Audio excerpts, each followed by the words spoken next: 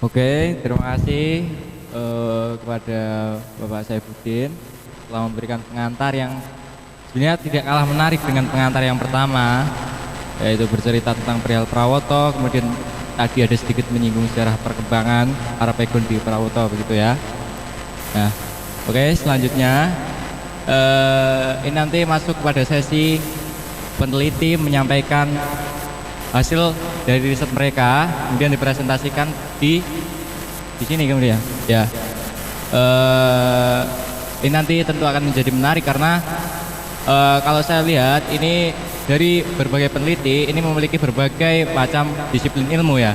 Ada seperti Mbak Naila, dia sebagai mahasiswa sosiologi mungkin akan menyampaikan perihal Arapegon dari sudut pandang disiplin mereka, begitu ya. Disiplin Mbak Naila, kemudian ada mahasiswa sejarah UGM gitu. Ini nanti akan memberikan sebuah perspektif yang sangat beragam gitu. Nah, oke, langsung saja untuk penyampaian presentasi, siapa dulu ini? Urut dari atas saja ya. Ini ada Bapak Ali Burhan. Siap Bapak? Oke, siap. Oke, Bapak Ali Burhan ini nanti presentator pertama. Bapak Ali Burhan sebagai anggota dari Les Bumi Jepara akan menyampaikan esai atau riset yang berjudul Pegon Benteng sekaligus Banteng Budaya Santri. Untuk Bapak Ali Burhan, saya persilahkan.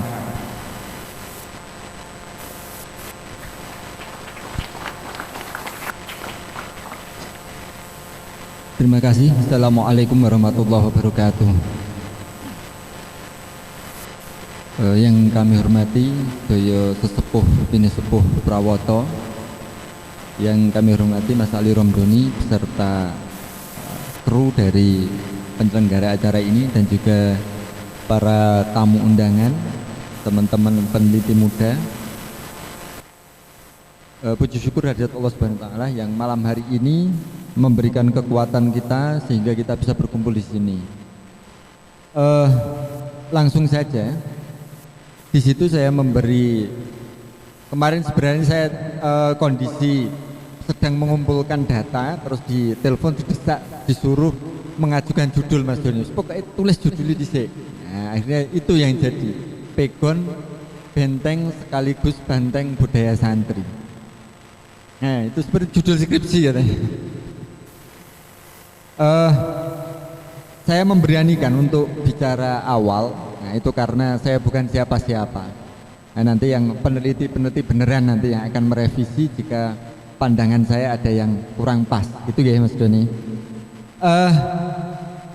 Setidaknya ketika kita bicara Arapegon, apalagi di masa kolonial, maka kita tidak bisa lepas dari membicarakan kolonial itu sendiri, khususnya penerapan hukum pada masa kolonial.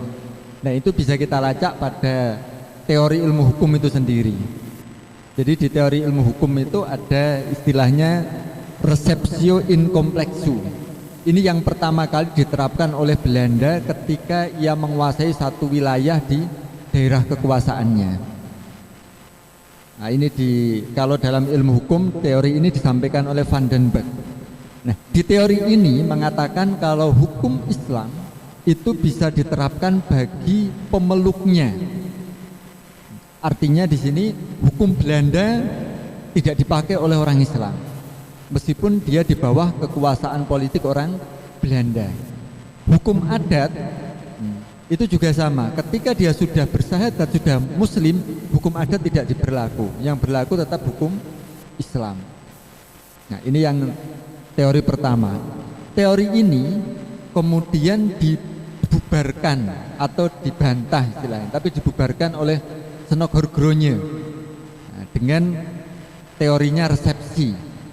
Nah, teori resepsi ini kebalikan dari teori sebelumnya, yaitu agama boleh dijalankan selama tidak bertentangan dengan adat. Nah, ini yang dikatakan teori yang membunuh hukum Islam di Indonesia, ya teori Senok-Horgrone ini. Nah, ketika teori hukum ini berlaku, otomatis ini juga berlaku untuk umat Islam seluruhnya. Khusus di wilayah keagamaan, misalnya di sini sekarang ini KUA atau hukum pernikahan jelas. Wong Islam nek dinikahke orang Islam kan gak gelem, ngoten nggih. Tidak mau. Sehingga butuh orang yang ahli agama. Ahli agama itu siapa? Santri. Sementara pada zaman-zaman itu santri itu tidak sekolah formal, tidak sekolah di sekolah Belanda.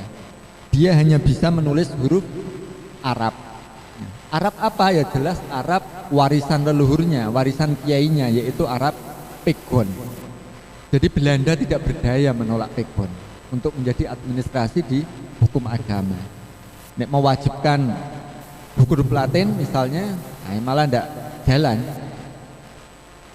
Nah ini ketika kita bicara tentang Pegon, di situ mungkin di wilayah bentengnya. Jadi santri tidak mau, pokoknya kalau saya menjadi pegawai Belanda mencatat nikah ya saya pakai Pegon. Nah di sini menjadi benteng, menjadi banteng itu berarti menyerbu. Artinya apa? Memang mungkin khusus di Jawa ini ada dua huruf selain Latin, itu huruf Jawa dan huruf Arab. Huruf Arab berkamuflase atau pindah menjadi Pegon, itu perkembangan dari huruf Arab jelas. Kemudian huruf Jawa ini tetap eksis di kaum-kaum bangsawan dan keraton. Tetapi karena menurut saya karena orang-orang keraton atau bangsawan ini lebih kompromistik terhadap Belanda, sehingga akibatnya hari ini kita bisa menyaksikan huruf Jawa itu sulit ditemukan. Kita sudah tidak mengenal huruf Jawa. Berbeda dengan santri. Kalau santri sejak ketika dididik kiai sudah dididik anti Belanda, anti penjajah. Jadi perlawanan mereka ya gak usah nganggo Latin, nganggo Arab Pegon bae. Nah, ini dapat kita lacak di fatwa-fatwa NU awal itu yang mengharamkan pakai dasi, mengharamkan pakai celana dulunya, fatwa ulama zaman dulu ketika melawan penjajah, yaitu proses perlawanan, termasuk perlawanan kebudayaan itu menggunakan Arab Pegon untuk segala macam administrasi. Nah, ini yang saya pahami dari Pegon ketika kita bicarakan di ranah hari ini. Nah, jadi ketika di Prawoto tahun 1936 menggunakan Pegon, saya kira itu berlaku di seluruh Jawa bahkan Nusantara yang di situ basisnya Muslim Wat atau Muslim santri. Nah, ini juga memang layak diungkap. Saya apresiatif betul dengan pergerakan teman-teman di Prawoto yang mengangkat yang seharusnya menurut saya yang di Jepara ya, yang pengetahuan saya ya wajar, tetapi ketika hal yang wajar dalam sejarah ini diangkat, ini akan mengingatkan memori-memori kita atau ingatan sejarah kita dengan yang lain. Ini yang luar biasa menurut saya. Nah, jadi penelitian ini mungkin patut untuk lebih diperdalam lagi, dan kaitannya dengan pasang surut hukum di zaman Belanda itu juga berpengaruh dengan Pegon. Menurut saya itu, Mas Doni. Jadi perubahan itu di tahun 1824 itu dari kompleksio ke kompleks resepsi. Jadi yang hukum Islam dimusnahkan itu ketika VOC berkuasa diganti dengan pemerintah Belanda. Itu hukum Islam digencet. Nah, itu kisaran tahun 1824 belum Perang Jawa. Jadi saya kira Pangeran Diponegoro melawan itu juga kompleks latar belakangnya, mungkin itu juga termasuk. Mungkin itu yang bisa saya sampaikan Mas Doni kaitannya dengan Arab Pegon. Mudah-mudahan bermanfaat, dan kalau ada salah ya mohon dibetulkan. Mungkin dari peneliti lain nanti bisa melengkapinya. Dari saya terima kasih. Salam sedulur semuanya dari Resbumi Jepara. Assalamualaikum warahmatullahi wabarakatuh.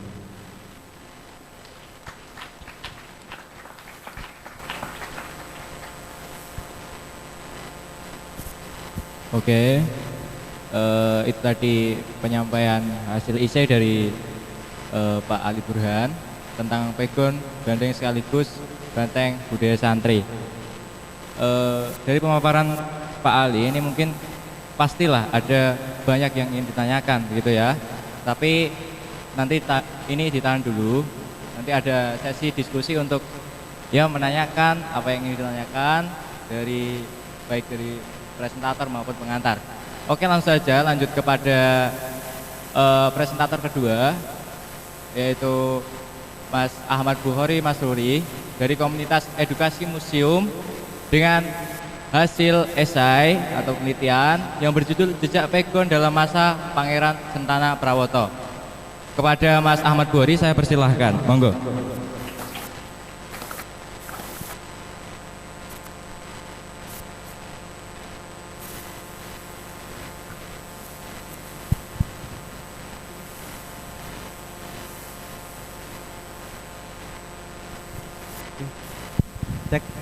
Selamat malam semuanya. Terima kasih atas kesempatan mempresentasikan esai saya yang cukup biasa ini.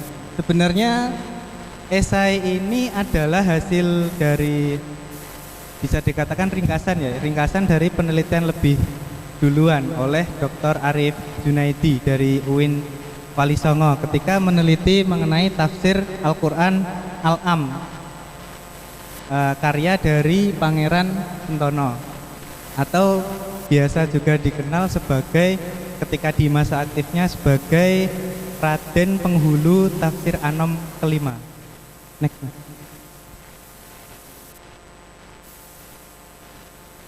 Nontonnya ya. Oke. Awal masuk pegon itu merupakan sebuah bagian dari tradisi sastra lokal. Banyak pegon itu ditemukan ketika pegon tua, naskah-naskah pegon tua itu mulai ditemukan ketika Giridi Kedaton dan Ampel Denta itu sudah menggunakan pegon. Tapi naskah-naskahnya itu cukup banyak yang hilang ketika penyerbuan Trunojoyo ke Mataram, lalu dari Mataram menyerbu kembali ke Trunojoyo. Jadi semakin banyak manuskrip tersebut yang bisa ditemukan dan didokumentasikan, akan semakin kuat pula bukti perkembangan dan dinamika keilmuan dan keislaman di Indonesia. Jadi ketika kita bicara mengenai pegon, itu tidak bisa luput dari administrasi tadi ya Pak ya, tidak bisa luput dari administrasi. Tetapi pegon mulai digunakan sebagai administrasi di lingkungan Keraton Kasunanan Surakarta itu mulai tahun 1900-an. Itu diperkenalkan oleh tadi Pangeran Penghulu Tafsir Anom 5. Nah, sampai sekarang upaya pemetaan naskah-naskah itu kurang mendapat perhatian terkait naskah-naskah pegon, karena kalau kita lihat lembaga yang melakukan digitalisasi naskah seperti sastra.org, Kitlef, Tropen Museum, bahkan Universitas Indonesia itu cukup kesulitan untuk menemukan aksara pegon. Tapi ada beberapa lembaga yang mencari secara khusus untuk pemetaan naskah kuno berbahasa Arab, Jawi, dan pegon. Itu ada di Manasa, Jakarta, lalu Islamic Manuscript Unit itu di UIN Syarif Hidayatullah. Terus ada Badan Litbang dan Diklat Kementerian Agama RI beserta balai-balai di bawahnya.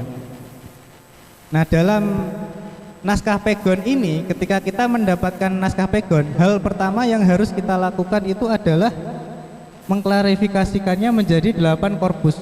Korpus itu seperti katakanlah kumpulan dari karya-karya. Jadi karya-karya itu kumpulannya pegon. Jadi pegon itu memiliki memiliki ciri khas tersendiri. Jadi tidak satu buku isinya pegon semua, tapi beberapa itu tercecer. Jadi ada yang berdiri sendiri, ada yang menjadi kitab, ada yang hanya catatan kecil. Saya pernah menemukan undangan dari kerajaan Pasuruan atau Pasundan, saya lupa, itu berangkat tahun 1600-an itu di Rekso Pustaka Mangkunegaran. Dan undangan itu sudah berbahasa pegon dengan gaya tulisan yang sangat rapi. Itu 1600-an Jawa tapi bukan 1600-an Masehi. Jadi tinggal ditambahkan 78 tahun kemudian. Gitu. Nah, aksara pegon mulai muncul dan lestari melalui lembaga pendidikan pesantren. Seperti tadi saya sebutkan ada Giri Kedaton, Ampel Denta, dan lain sebagainya. Tapi ada satu lembaga madrasah yang diakui secara resmi oleh pemerintah Belanda, itu adalah Mambaul Ulum di Surakarta. Kalau jenengan datang ke Masjid Kasunanan Surakarta itu, jenengan belok kiri, nanti ada satu bangunan kecil berwarna hijau, itu ada tulisannya Institut Islam Manbaul Ulum, sekarang sudah menjadi Institut Islam. Nah, itu mulai ada 1905 ketika diawali oleh politik etis Belanda oleh Ratu Wilhelmina yang baru. Jadi ada 3 politik etis ya, inti dari politik etis dari Trias van Deventer itu ada pembuatan irigasi, ada edukasi, dan ada satu logistik. Nah, Mambaul Ulum ini adalah salah satu hasil dari politik etis tersebut. Nah, kunci pemajuan pegon saya ambil ketika masa Raden Penghulu Tafsir A65 atau nama aslinya Raden Muhammad Komar. Itu kunci pemajuan pegon sebagai administrasi negara secara resmi itu oleh Raden Penghulu, Madrasah Mambaul Ulum, dan Pahaman Mardi Kintaka. Raden Penghulu Tafsir Anom. Nah, ini ada penyebutan yang cukup banyak membingungkan peneliti ya Pak. Di tahun tadi ada 1936, kenapa ada bunyi. Jadi di Raden Penghulu Tafsir Anom semenjak adanya Pahaman Mardi Kintaka itu dia diangkat sebagai Kanjeng Pangeran Suntono. Gelar Kanjeng Pangeran Suntono hanya diberikan kepada penghulu itu hanya 2 orang, dari penghulu Tafsir Anom 1 dan penghulu Tafsir Anom 5. Nah, yang digarisbawahi adalah penghulu Tafsir Anom 5 karena dia menjadi penghulu ageng. Jadi dia menjadi penghulu pusat daripada penghulu-penghulu di daerah. Jadi hampir semua surat yang masuk dan keluar melalui lembaga pendidikan atau lembaga Islam itu pasti datang dan sampai ke penghulu Tafsir Anom 5. Gitu.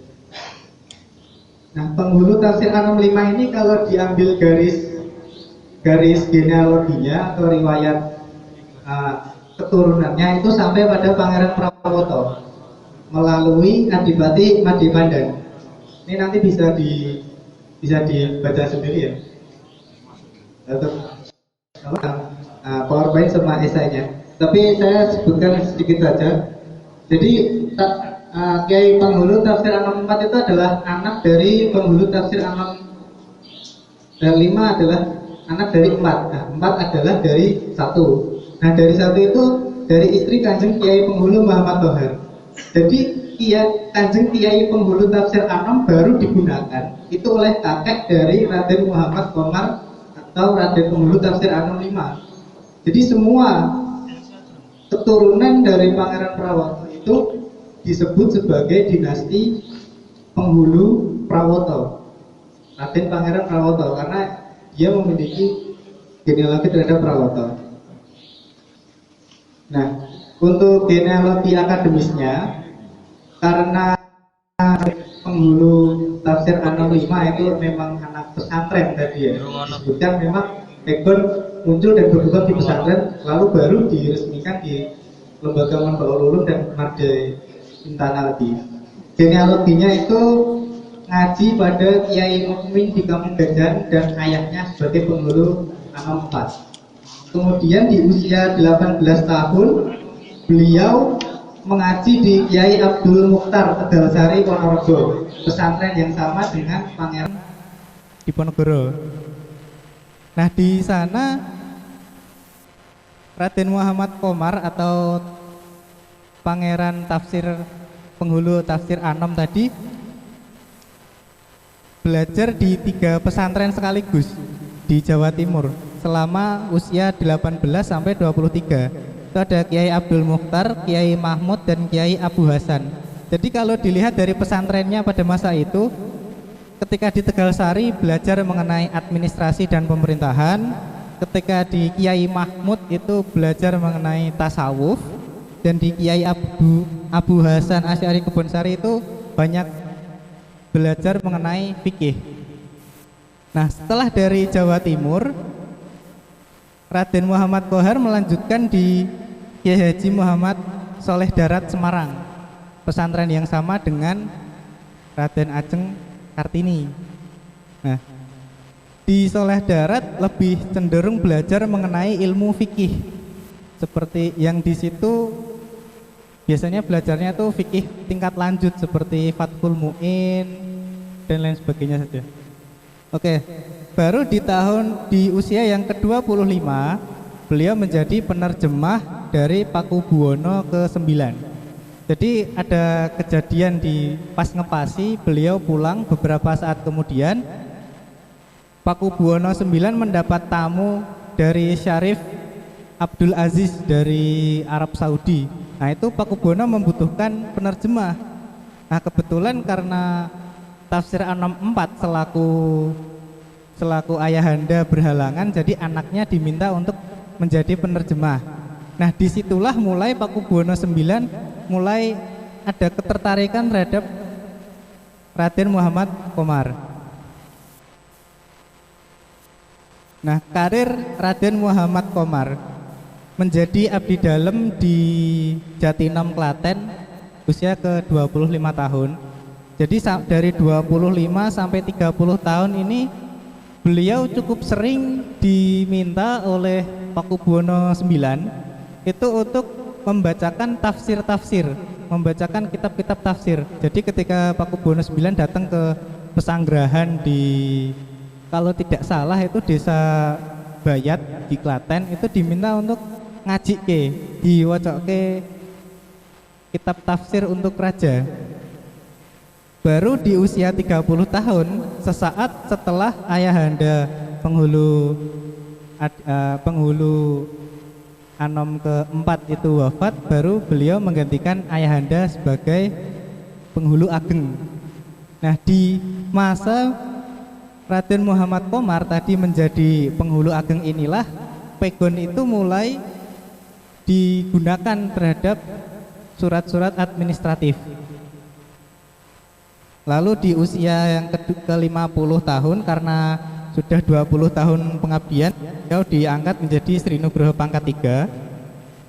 10 tahun kemudian diangkat lagi menjadi Sri Nugroho bintang 1, atau di usia 60 tahun. Nah, baru di Kanjeng Pangeran Sentono di 1931 beliau mendapat gelar Kanjeng Pangeran Sentono. Di 1931 beliau adalah salah satu dari 2 penghulu yang memiliki gelar Kanjeng Pangeran Sentono. Gitu. Nah, lalu surat perintah raja itu di naskah kalau tidak salah itu Poro Waris. Itu bertanggal 23 Syakban. Itu ada 3 orang yang dinilai memiliki masa pengabdian yang panjang dengan dedikasi yang tinggi, sehingga 3 orang ini akan dimakamkan bersama Pakubuwono 10 pada masa itu, dimakamkan di makam Raja Imogiri. Itu ada penghulu tafsir Anom, ada Patih Dalem Adipati Sosrodingrat dan Ondermayor Temenggung Wiradiningrat. Jadi 3 orang ini dinilai sangat dekat dengan Pakubuwono 10 karena jadi Pakubuwono 9 yang menggantikan itu adalah anaknya sendiri dengan patih dan penghulu yang sama. Jadi di masa Pakubuwono 9 itu diambil dari keluarga Sentono, diambil dari keluarga Prawoto, 10 pun mengambil dari keluarga Sentono. Kemudian ada bukan Sentono tapi keluarga Prawoto. Nah, tadi ada juga Patih Dalem Adipati Sosrodiningrat yang mendirikan museum pertama di Indonesia. Museum Pribumi pertama di Indonesia itu 1890 itu Pahaman Radio Pustaka yang mulai menciptakan atau mulai membesarkan budaya literasi di kalangan masyarakat Jawa. Jadi sudah ada mesin ketik, sudah ada Pahaman atau lembaga penelitian kalau hari ini ya, lembaga penelitian dan penerbitan. Ada juga penghulu tafsir Anom yang mendirikan Mardi Kinata tadi. Nah, jadi posisi penghulu Anom ini adalah orang nomor 2 di di Keraton Surakarta yang membawahi urusan keagamaan. Kalau Patih dalam Adipati Sosrodiningrat itu masalah budaya Jawa dan administrasi terkait pertanahan dan Jawa, dan yang Ondermayor Tumenggung Wiryo Diningrat itu yang mengurusi tentang pertanahan. Jadi seperti irigasi, pertanian, logistik dan sebagainya itu Mayor Tumenggung Wiryo Diningrat. Sampai di 1933 itu Raden Muhammad Komar disemayamkan di Imogiri. Ya. Nah, ini ada karya dari Raden Muhammad Komar, itu adalah tafsir Al-Quran Al-Alim yang sudah diteliti tadi oleh Dr. Arif Junaidi dari UIN Wali Songo. Jadi nanti kalau seandainya dari teman-teman Prawoto di sini mau mencari jejak dari naskah-naskah atau dari biografi atau keberjalanan dari naskah administratif yang berada di daerah maupun pusat atau di Keraton Kasunanan, itu bisa menghubungi langsung ke Dr. Arif Junaidi. Itu tafsir Al-Quran Al-Alim. Bahkan beliau ketika melakukan penelitian itu melihat bahwa tafsirnya Pangeran Sentono Prawoto ini cukup berbeda dengan tafsir yang lain, karena tafsir yang lain menggunakan pendekatan tafsir Al-Quran ditafsirkan dengan perspektif fikih, bisa ditafsirkan dengan perspektif akidah, akhlak atau tasawuf. Tapi beliau Raden Muhammad Komar menafsirkannya dengan pendekatan kejawen, pendekatan kebudayaan. Contohnya itu ada satu ayat, saya lupa ayat apa, itu bicara mengenai zat yang wajib disembah adalah Allah, dan karya tafsir Al-Alim ini menafsirkannya secara tegas menunjukkan bahwa yang patut disembah itu adalah Allah, tidak boleh atau tidak perlu kita melakukan wasilah-wasilah dan lain sebagainya. Itu seperti kritik atas Raden Muhammad Komar terhadap kebudayaan yang dinilai kurang islami namun tetap lestari di masyarakat Jawa. Tapi juga bukan berarti Kanjeng Pangeran Sentono Prawoto tidak secara frontal atau secara menolak atas budaya itu. Nah, gitu, demikian, terima kasih. Demikian penelitian singkat yang bisa saya sampaikan kepada teman-teman diseminasi hasil penelitian Prawoto. Terima kasih.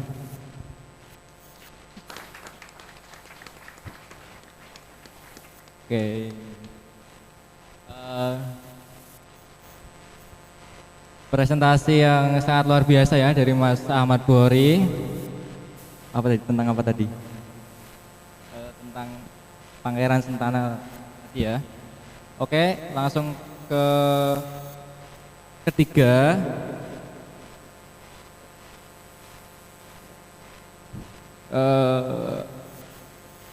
Ini Mbak Devi Ayu Lestari. Beliau adalah pimpinan umum Lembaga Pers Mahasiswa Terma dengan penelitian atau esai yang berjudul Arapegon sebagai Akulturasi Budaya Arab dan Jawa. Kepada Mbak Devi Ayu Lestari, saya persilahkan. Monggo, Mbak.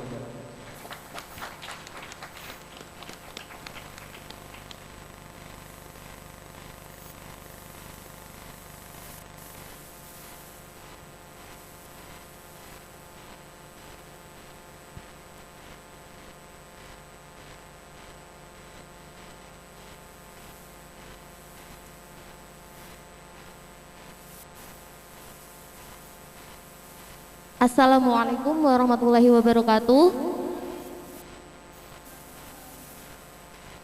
Yang terhormat Bapak Ahmad Biru Fahrus SE, yang kami hormati Bapak Ali Romdoni, dan yang kami hormati Bapak Syaifuddin serta para jajarannya, yang kami hormati para sesepuh Desa Prawoto. Semoga semakin semangat dan sehat dari segala mara bahaya yang akan datang. Tak lupa saya juga berterima kasih kepada rekan-rekan pers dari Suara Merdeka, Mas Beni, dan teman-teman dari para presentator lainnya serta para tamu undangan. Di sini saya berterima kasih atas waktu yang sudah diberikan oleh panitia. Langsung saja ya, di sini kita belajar bersama. Aku adalah teman kalian, begitu juga kalian adalah temanku.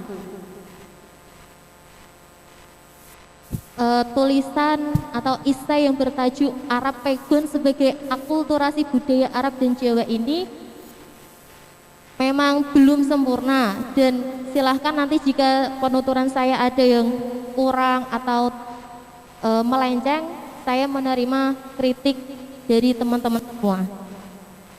Sebelumnya udah pada tahu ya Arab Pegon itu seperti apa? Pertama kali mengenal Arab Pegon di sekolah formal atau di katakanlah pondok pesantren. Oh, di madrasah. Oke, Pak. Sama dengan saya kalau gitu. Saya baru kenal sama Arab Pegon itu di madrasah menengah pertama atau MTS ya. Dan di situ awalnya saya agak grogi. Ini huruf apa ya? Huruf Arab, tapi kok bahasanya pakai bahasa Jawa? Aneh gitu, kayak nyeleneh. Oh, ternyata dari guru saya, ini loh yang namanya Arab Pegon, bukan Arab Gundul, tetapi Arab Pegon. Mungkin bagi sebagian orang ya sama aja sih, antara Arab Pegon sama Arab Gundul gitu. Terus mengenai Arab Pegon sendiri, sebenarnya Indonesia ini dibentuk dari keanekaragaman yang ada, mulai dari budaya, suku, ras, dan adat istiadat. Namun anehnya, kenapa kok Indonesia bisa berdiri, bisa maju hingga saat ini, padahal banyak sekali perbedaan yang ada di dalamnya. Saya pikir itu semua karena berkat cinta. Jadi cinta tanah airlah yang membuat semua keanekaragaman itu menjadi faktor pemersatu, bukan pemutus tali persaudaraan antar bangsa Indonesia. Kemudian kalau Arab Pegon teman-teman pasti udah hafal, nggak hafal sih, sudah nggak asing lagi ya. Arab Pegon itu apa sih? Arab Pegon itu tulisan Arab atau huruf hijaiyah, namun dalam praktik pembahasannya menggunakan huruf Jawa atau bahasa Indonesia. Biasanya pasti nggak asing dengan yang namanya utawi iki iku, ing dalem, lan sak panunggalipun. Di sini kita teman ya. Arab Pegon ini suatu bentuk akulturasi budaya Arab dan Jawa, dan Pegon ini juga digunakan sebagai sarana transfer ilmu. Muncul pertanyaan di benak saya, kenapa transfer ilmu dengan tulisan Pegon ini dilakukan oleh para ulama? Lebih umumnya enggak ke Arab Pegon. Kenapa sih transfer ilmu itu melalui media tulisan, media tulis menulis atau literasi? Jawabannya, agar ilmu tersebut lebih terjaga, bukan untuk orang semasanya, tetapi untuk warisan di bangsa atau generasi yang akan datang. Jadi dengan menulis, ilmu yang ada bisa terjaga atau terikat dengan baik dan nanti bisa diwarisi oleh anak keturunan kita. Jadi di sisi lain dari Arab Pegon, disinilah pentingnya budaya tulis menulis bagi teman-teman yang mungkin hobi atau gemar menulis. saya sarankan untuk lebih mengasahnya dan lebih fokus. Di bangku sekolah menengah atas atau MA ada organisasi sekolah tentang literasi enggak? Penalaran misal? Oh ya, jurnalistik. Di dalamnya itu mbaknya ikut. Gimana responnya? Seru enggak? Apa bosen nih nulis terus?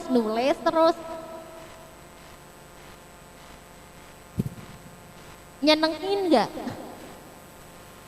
enggak? Emang seru menulis? Masa? Kalau aku sih jujur dari menulis itu sebenarnya bisa buat apa ya, penghilang stres gitu loh. Jadi kalau nggak kita pengen curhat tapi nggak ada yang denger, udah nulis aja, emang nasib kamu nggak ada yang dengerin kan gitu. Dan lagi, kenapa harus pegon? Kenapa kalau dalam ayat Al-Quran atau kitab lainnya, kenapa sih ini itu pakai pegon gitu?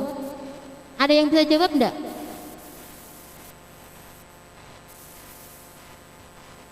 Sebenarnya kalau pakai Arab asli pun tidak apa, boleh saja dan sah-sah saja. Lalu kenapa memaknainya kok harus pakai Arab pegon? Wong jengene wong Jawa ya harus Jawani. Maksudnya gimana? Orang Jawa tidak secara keseluruhan itu mengenal bahasa Indonesia atau yang mungkin digunakan kebanyakan orang, khususnya masyarakat Jawa kan masih memegang erat budaya Jawa mungkin dengan bahasa krama ataupun ngoko sekalipun, tapi kan pakai bahasa Jawa. Jadi adanya Arab pegon ini diharapkan dalam mentransfer ilmu kita atau objek pendidikan itu tadi merasa dimudahkan dengan penyampaian ilmu-ilmu yang disampaikan oleh para ulama atau kiai tersebut. Dan ada yang unik dari Arab pegon ini. Ini ibarat kita itu suka dengan suatu hal atau kita cinta dengan seseorang. Seseorang yang kita cintai ada di pojok, seseorang yang tidak kita cintai ada di dekat. Pasti orang yang kita cintai meski jauh kita udah bisa menebak bahwa oh itu gebetanku atau itu orang yang aku sukai. Gitu juga Arab pegon. Arab pegon ini kalau dilihat dari kejauhan mungkin sama dengan Arab pada umumnya atau pada biasanya. Namun jika dicermati dengan seksama, Arab pegon ini memiliki keunikan tersendiri karena menggunakan bahasa Jawa. Gitu ya teman-teman.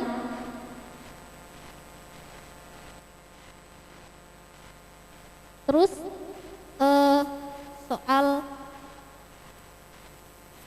Arab pegon yang udah mulai oleh huruf Latin itu saya pikir karena pengaplikasiannya udah minim atau mungkin jarang untuk digunakan. Terus gimana Mbak supaya aku bisa katakanlah merawat tradisi budaya Arab pegon ini atau melestarikannya? Ya belajar dulu tentang Arab pegon. Setelah kita belajar kita coba praktekkan menulis dengan Arab pegon. Dan mungkin teman-teman juga udah tahu bahwa Arab pegon itu tidak hanya untuk memaknai suatu tafsir Al-Quran atau kitab, tetapi juga Arab pegon ini digunakan untuk menulis manuskrip-manuskrip yang sudah ada sebelumnya, seperti manuskrip yang ditemukan oleh Pak Ali Romdoni ya, yang udah ada di desa ini gitu ya. Dan itu berisi 280 halaman atau berapa? 300-an malah ya. Oke. Terus alasan lagi kenapa sih Arab pegon ini emang harus kita jaga atau kita lestarikan? Itu tadi karena ulama atau kiai itu menuliskan beberapa ilmu itu lewat media tulis menulis dan itu menggunakan huruf pegon. Jadi kalau kita nggak bisa atau tidak menguasai Arab pegon, bagaimana kita membaca suatu kitab itu gitu loh. Membaca aja nggak bisa, apalagi nanti memahami dan sampai mengamalkan ilmu yang ada di kitab warisan para ulama atau kiai. Begitu ya teman-teman ya. Oke, di sini Arab pegon emang suatu akulturasi budaya Arab dan Jawa dan udah sepantasnya kita menghargai perbedaan, nggak hanya dalam lingkup budaya, suku, ras dan sebagainya, bahkan salah satunya Arab pegon. Entah itu mungkin dari cara pandang kita atau perspektif kita masing-masing lebih jauh dari Arab pegon. Saya kira teman-teman di sini semua sudah hafal dan sangat hafal di kepalanya tentang toleransi dengan sesama umat beragama. Jadi entah budaya apapun yang sekiranya itu baik, mari kita ambil sisi positifnya demi kemajuan Indonesia bersama. Dan apa yang saya katakan ini mungkin jauh lebih mudah daripada nanti kita mempraktekannya bersama. Ya dulu dari saya, mohon maaf atas segala kekurangan dan terima kasih atas perhatiannya teman-teman kita teman. Terima kasih. Assalamualaikum warahmatullahi wabarakatuh. Oke, terima kasih untuk Mbak Siti Ayu Sekari, sebuah prestasi yang sangat luar biasa ya. Ini langsung saja kepada prestator keempat, ini Mbak Naila Rahmaniatul Wahulida. Ini teman saya dari UNES. Dia tergabung dalam BSO English and Research Group UNES. Nah, untuk kali ini dia membawa hasil riset dengan judul konservasi budaya melalui kearifan lokal Arab pegon dalam kehidupan pesantren. Untuk Mbak Naila, monggo saya persilakan.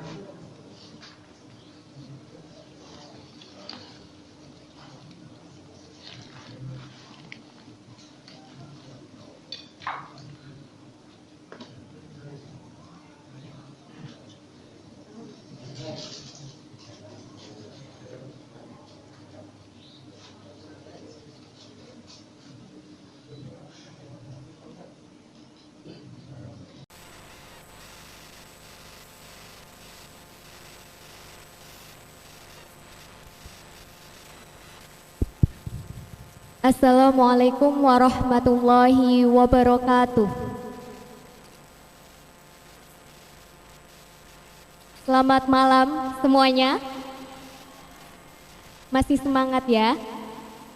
Alhamdulillah.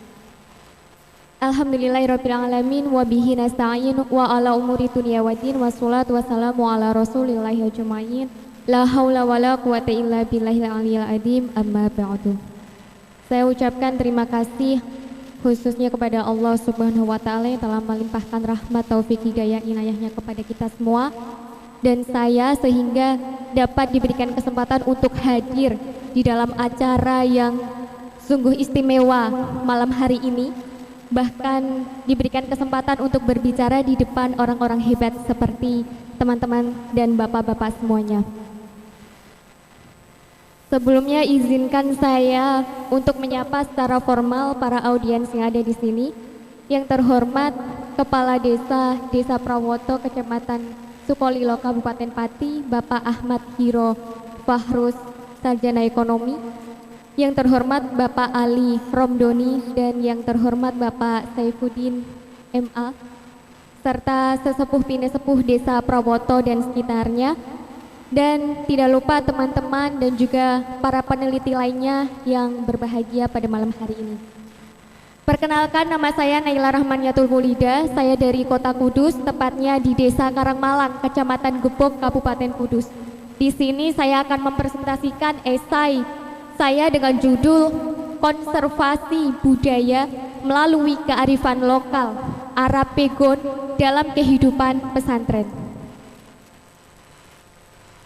Teman-teman semuanya, dalam kehidupan sosial kita, sebuah kepekaan sosial atau kepekaan budaya ini masih kita perlukan.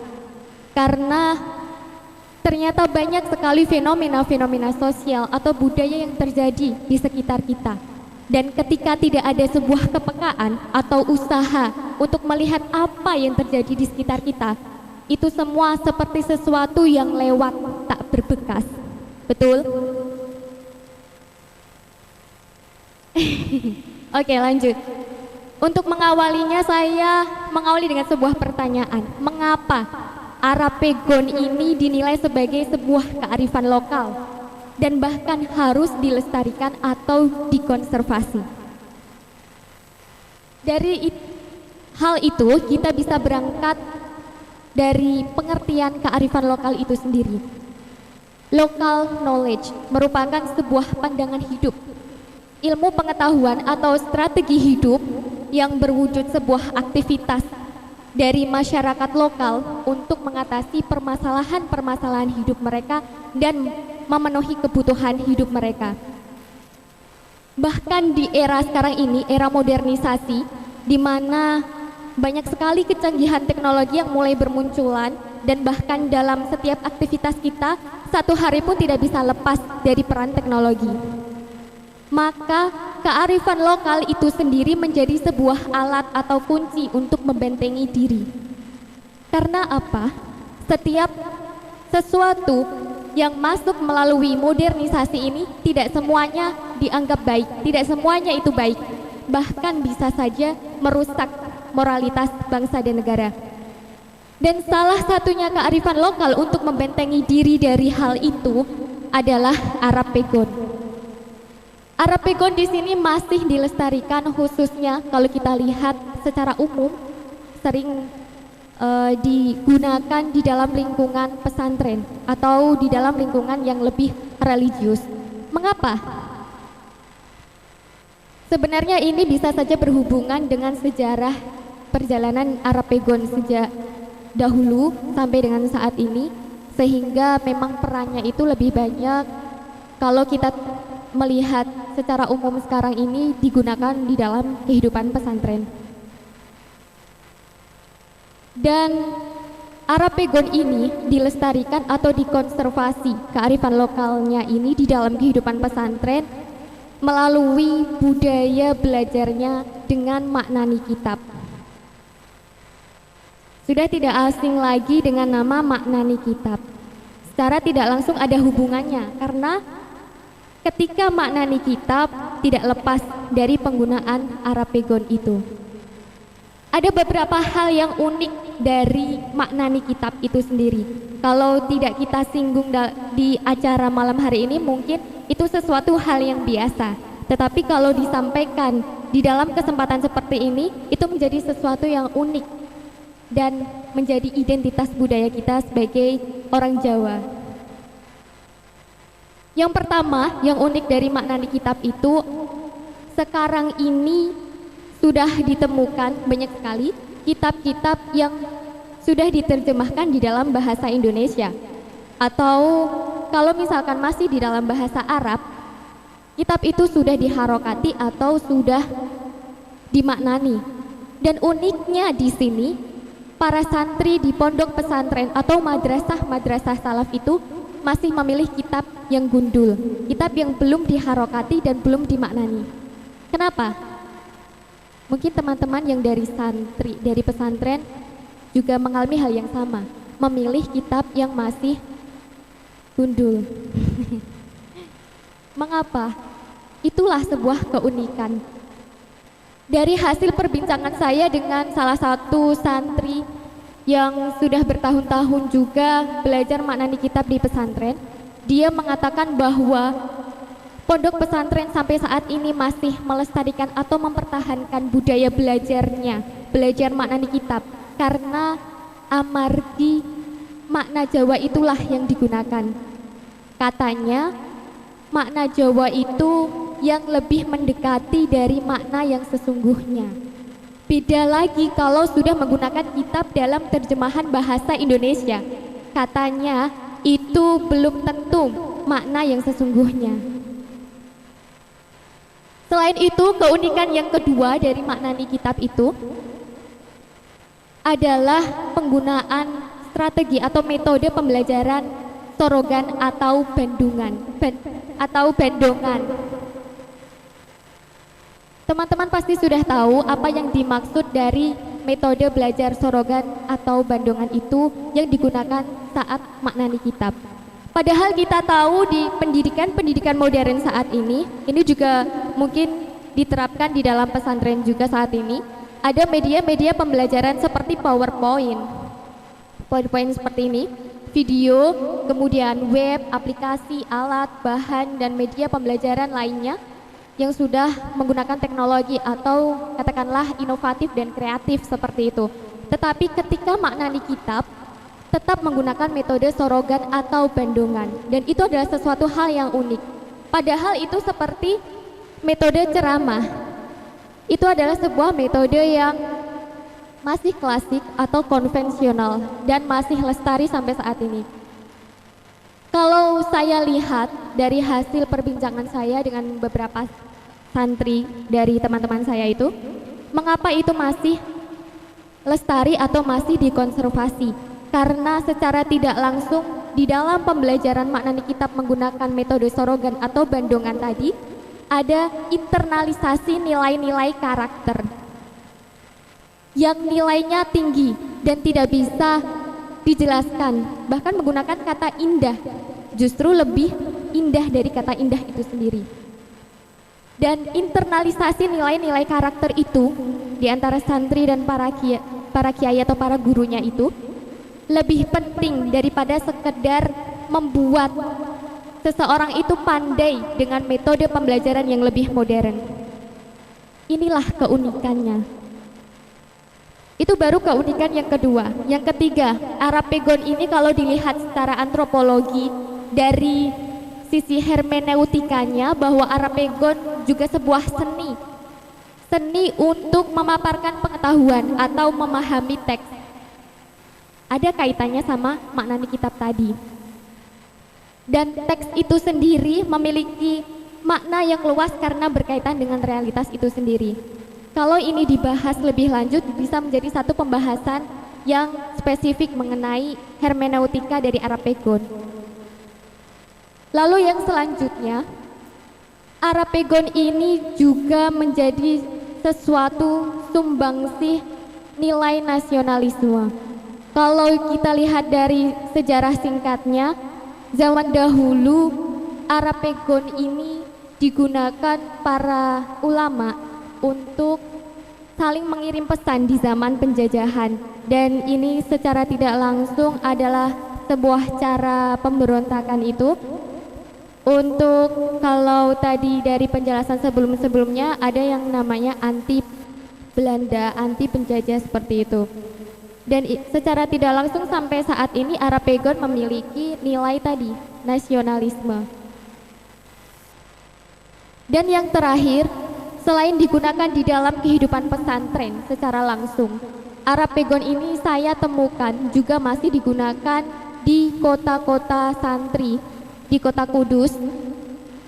Kota Kudus itu terkenal dengan kota santri memang karena banyak santri, banyak pesantren, dan yang menjadi center dari kota Kudus itu sendiri adalah Menara Kudus dan Masjid Al-Aqsa Kudus. Setiap melakukan aktivitas, setiap melakukan acara seperti ini atau acara pengajian dan sebagainya, mereka dari pembesar-pembesar yang ada di sana, acara yang dilaksanakan di Menara Kudus atau di Masjid Al-Aqsa Kudus, pengumumannya, informasinya masih menggunakan Arapegon. Saya ada fotonya, contohnya, tetapi mohon maaf belum bisa ditampilkan, saya lupa mengirim kepada panitia. Jadi kemarin ada acara yang ditulis informasinya menggunakan Arapegon. Dan yang unik dari sini adalah walaupun ditulis menggunakan Arapegon, pada nyatanya yang datang juga banyak, ada yang datang.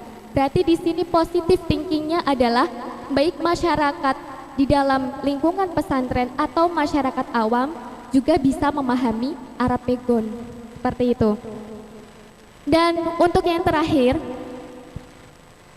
dari Arapegon, kearifan Arapegon yang dilestarikan atau dikonservasikan oleh kaum santri dan para kiai, para ulama yang ada di lingkungan pesantren saat ini secara tidak langsung menunjukkan bahwa mereka ini masuk ke dalam kelompok sosial masyarakat yang konservatif. Kalau melihat dari gagasan Clifford Geertz, seorang antropolog dari Amerika Serikat, di dalam bukunya Agama Jawa menyatakan bahwa masyarakat Jawa ini masyarakat yang konservatif dengan berbagai tradisi dan keunikan Jawa yang masih dilestarikan sampai saat ini. Selain itu, Clifford Geertz juga membagi struktur sosial masyarakat ini menjadi 3 bagian besar. Teman-teman mungkin sudah mengetahuinya tapi tidak ngeh. Jadi Clifford Geertz itu kalau saya gambarkan seperti sebuah piramida di sini, di bagian bawah itu adalah kaum abangan dan di bagian tengah ada kaum santri dan di bagian paling atas ada kaum priai. Dari sini kita bisa melihat bahwa kedudukan dan peran kaum santri dan kaum priai ini memang ada dan diakui di masyarakat, apalagi di masyarakat Jawa. Sehingga salah satu peran dari kaum santri dan kaum priai itu, di mana peran itu salah satunya adalah melestarikan dan mengkonservasikan Arapegon, itu menjadi sesuatu hal yang menarik di dalam kehidupan kita, di dalam kehidupan orang-orang Jawa seperti kita ini. Mungkin itu yang bisa saya sampaikan dari hasil penelitian singkat dan juga studi pustaka serta beberapa diskusi dengan teman-teman sebelumnya. Semoga bermanfaat untuk teman-teman semuanya dan bapak-bapak, dan jika ada kesalahan mohon maaf dan bisa diluruskan nanti. Kurang lebihnya saya ucapkan terima kasih. Wassalamualaikum warahmatullahi wabarakatuh.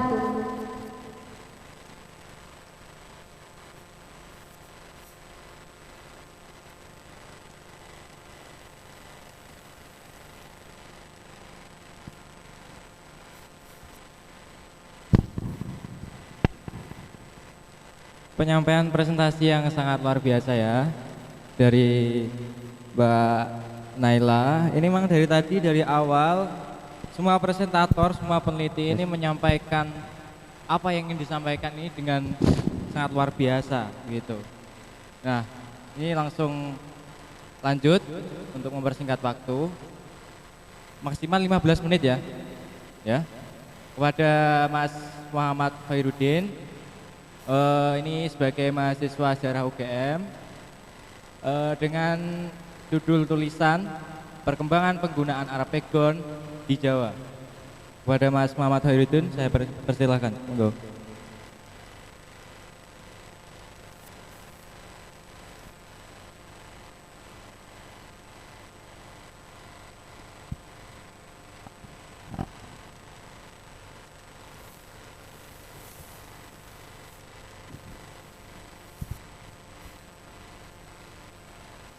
Assalamualaikum warahmatullahi wabarakatuh.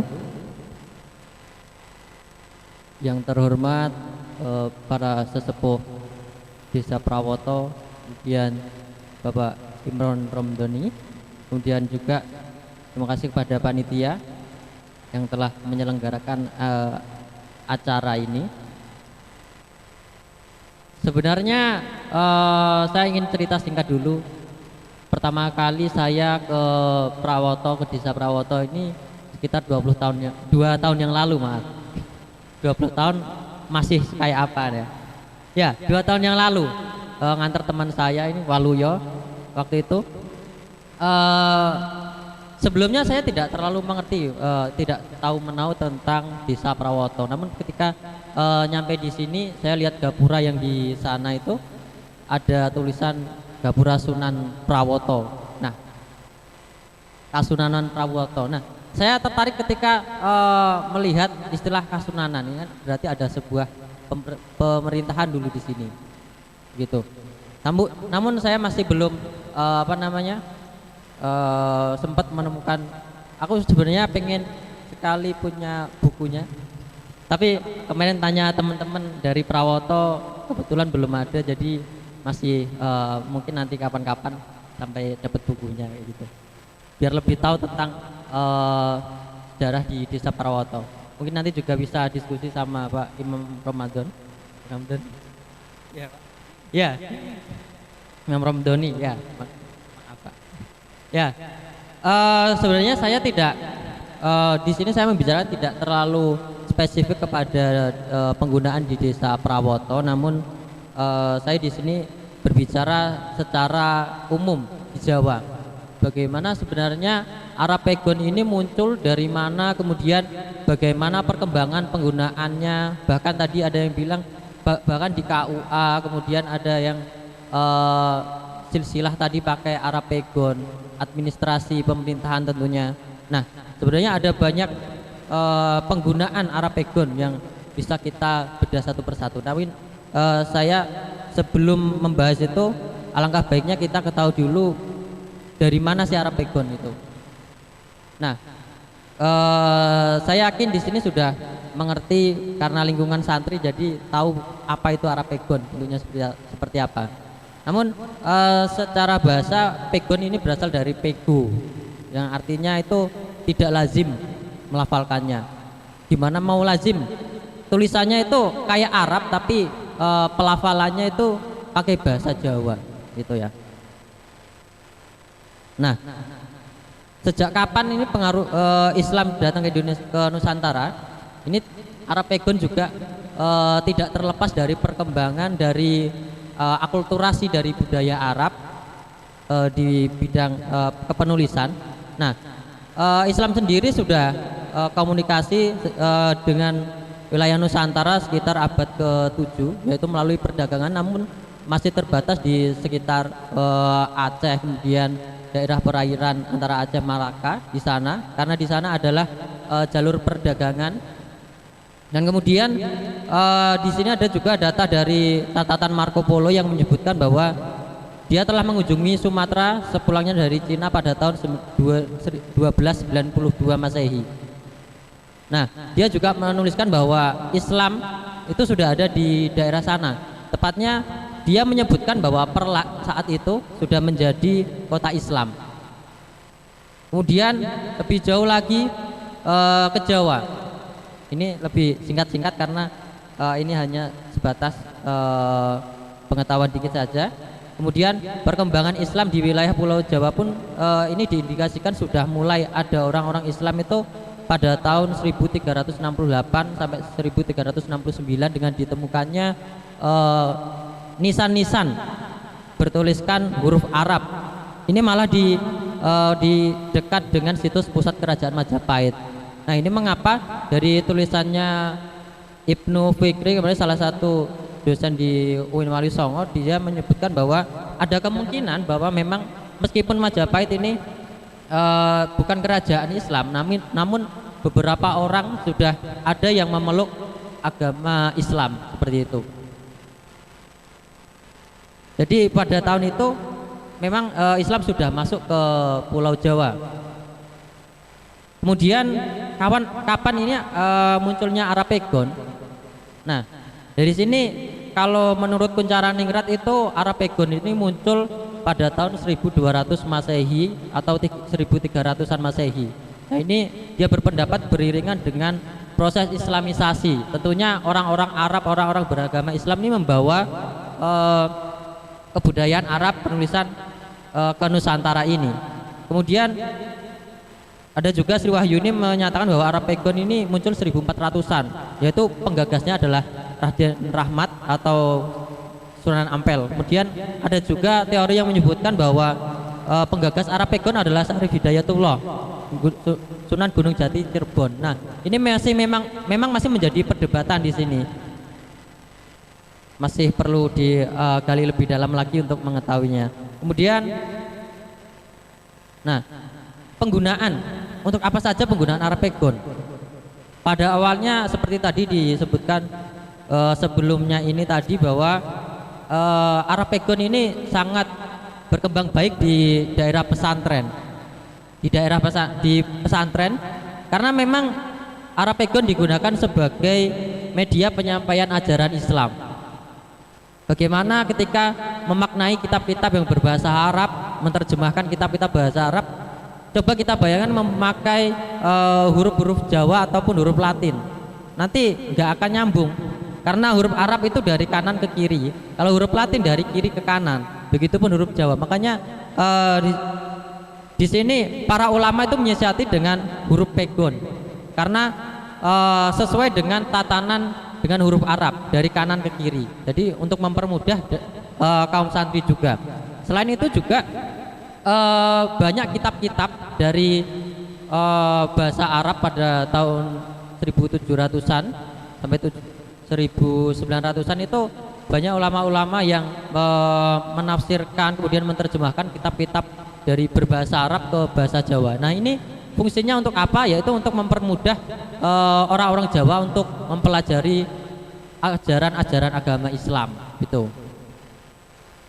Selain untuk menyampaikan ajaran Islam, selanjutnya juga Arapegon ini digunakan sebagai sarana menyampaikan bermacam-macam keperluan. Misalnya menulis teks keagamaan itu tadi, teks sastra, surat pribadi, maupun surat resmi, mantra, rajah, dan obat-obatan. Nah, selain keagamaan juga ada surat-surat pribadi. Nah, ini juga menunjukkan bahwa ini menjadi sebuah identitas orang-orang Islam Jawa. Orang-orang yang menulis surat dengan Arapegon ini tentunya adalah dia menunjukkan bahwa dia adalah seorang Islam Jawa. Kemudian ketika saya masih kecil, saya juga sering menemukan rajah ketika nek wong Jawa ngomong iku kecatet biasanya kan. Niku dikasih rajah biasanya itu tulisannya pakai Arapegon. Bahkan tulisan-tulisan obat-obatan. Nah, kemudian di sebagai media perlawanan terhadap pemerintah kolonial Belanda. Seperti tadi disebutkan juga ini adalah sebuah media untuk perlawanan kepada Belanda. Nah, ini juga sangat menarik ketika kita tarik dari di Prawoto ini bagaimana di sini menggunakan Arapegon. Berarti di sini ada sebuah istilahnya pembelotan terhadap kolonial Belanda. Karena memang pada masa Belanda itu diatur bahwa pesantren-pesantren dan penulisan-penulisan itu menggunakan huruf-huruf Latin. Namun orang-orang Islam Jawa melakukan perlawanan dengan cara tetap menggunakan Arapegon. Di samping itu juga Arapegon juga digunakan untuk surat menyurat juga, karena itu bisa digunakan sebagai kode agar kolonial tidak memahami gitu. Kalau pakai huruf Latin, orang-orang Belanda nanti memahami. Selain itu juga ada ini transkrip tulisan dari Kiai Ahmad Rifai dan juga Syekh Soleh Darat. Nah, ini saya temukan dari penelitiannya Ibnu Rifai. Di sini ada beberapa contoh tulisan dari Ahmad Rifai untuk tidak mengikuti dan melawan kolonial Belanda. Kemudian di situ juga ada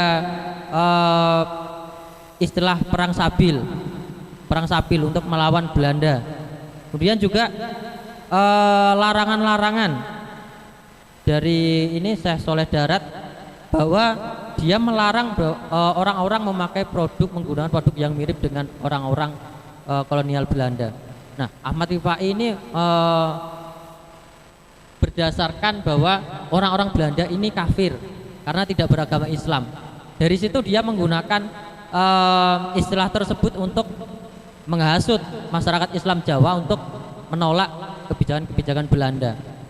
Nah, ya mungkin nanti bisa ditelusuri lebih lanjut bagaimana juga dari Prawoto ini melakukan perlawanan-perlawanan terhadap Belanda juga.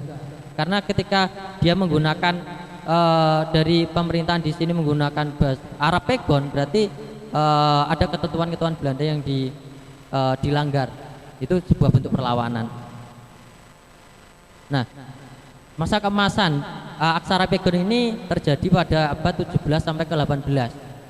Nah, ini memang diindikasikan sebagai masa keemasan karena di tahun ini banyak karya-karya intelektual.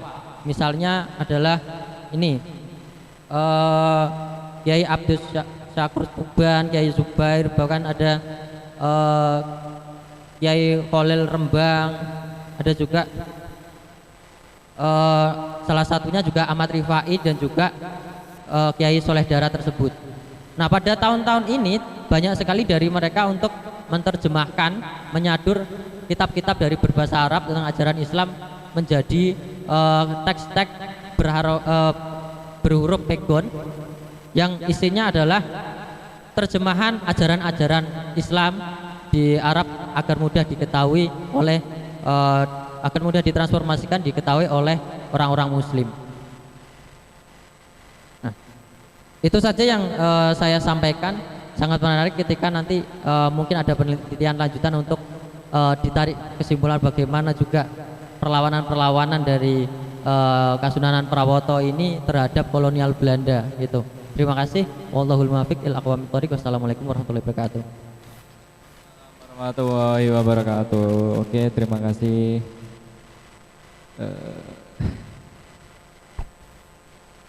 Mas Udin atas penyampaian presentasi yang sangat luar biasa. Ibu.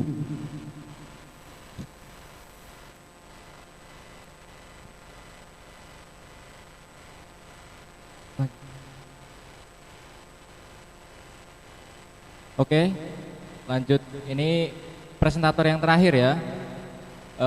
Ada Mas Suwito dari Lembaga Pers Mahasiswa Terma dengan judul tulisan Pegon Aksara Arab Jawa di Tanah Air Indonesia. Kepada Mas Suwito, monggo saya persilahkan. Tepuk tangan dulu.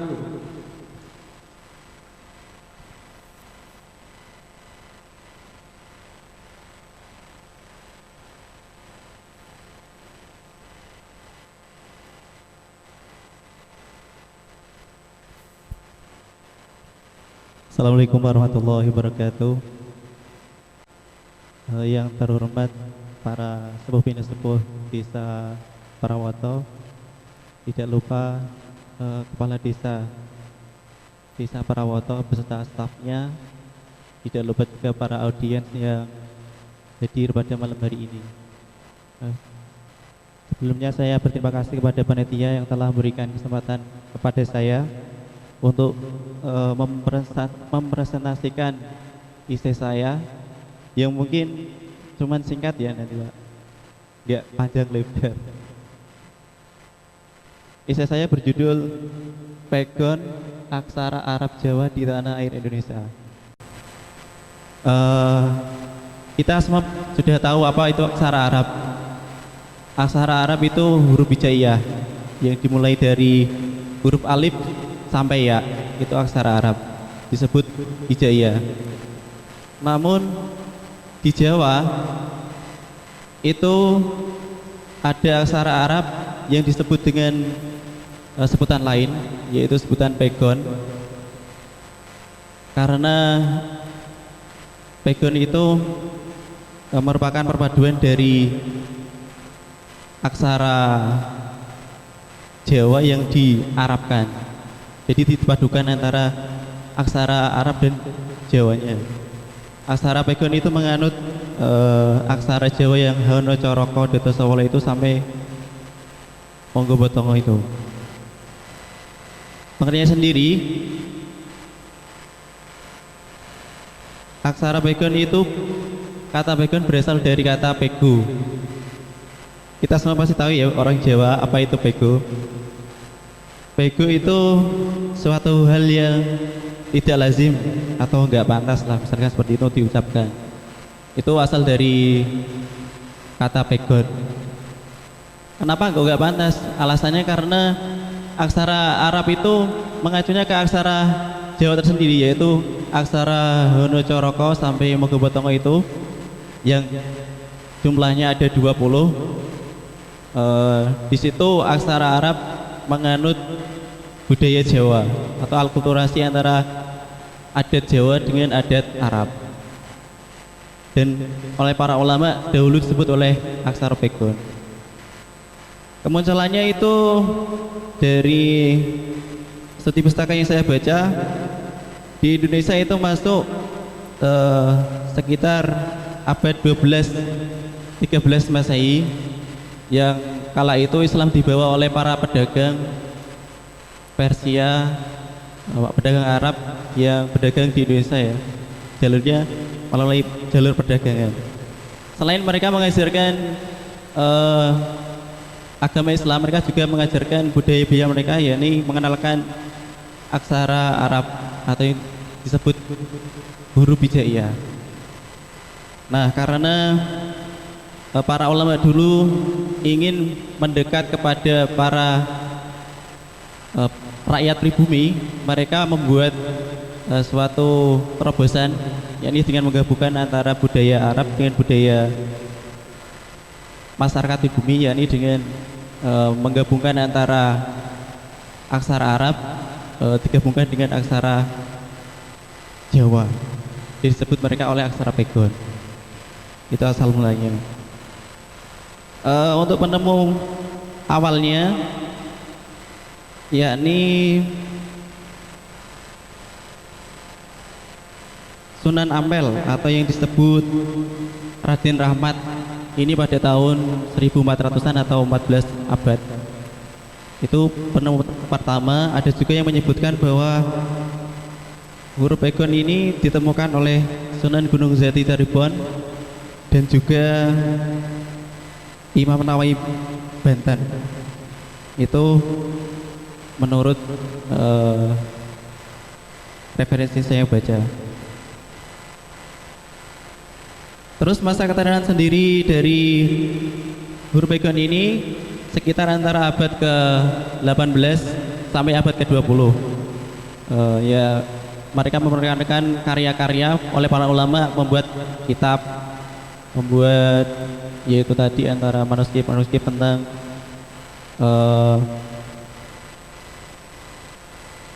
manuskrip pernikahan ya, silsilah. Mereka juga menulis dengan huruf Pegon karena mereka ingin mendekat dengan para masyarakat pribumi.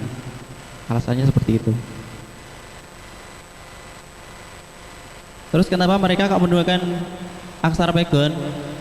Karena pada zaman dulu itu ketika menafsirkan sebuah Al-Quran itu mereka menganggap haram jika ditafsirkan menggunakan aksara selain aksara Arab ya. Para ulama dahulu berpendapat bahwa menafsirkan Al-Quran itu dengan menggunakan bahasa selain Arab itu dihukumi haram. Dan ulama yang pertama kali itu menafsirkan Al-Quran yakni Abdurrauf As-Singgili. Beliau menulis tafsirnya dengan judul Tarjaman Al-Mustafid. Itu awal mula penafsiran Al-Quran. Terus tidak itu saja, pada masa kolonial Belanda aksara Pegon juga digunakan untuk administrasi negara. Karena mereka tahu ya, karena masyarakat Indonesia itu kebanyakan beragama Islam dan juga mereka itu tahunya huruf Jawa dan huruf Pegon. Kalau huruf abjad Latin biasa itu kayaknya zaman dulu belum tahu, makanya mereka itu menggunakan huruf Pegon. Alasannya mungkin seperti itu. Dan juga karena pendidikan zaman dahulu itu, pendidikan formal itu masih jarang, kebanyakan madrasah, pesantren. Jadi makanya masyarakat pribumi itu masih belum mengenal secara baik apa itu aksara Latin. Ya mungkin alasan kolonial Belanda menggunakan aksara Pegon itu seperti itu. Aksara Pegon di diri saya pribadi ya, saya kenal itu aksara Pegon lewat sekolah madrasah. Belajar di madrasah itu saya mengenal aksara Pegon, mulai TPQ, terus diajarkan di madrasah ibtidaiyah atau MI, kemudian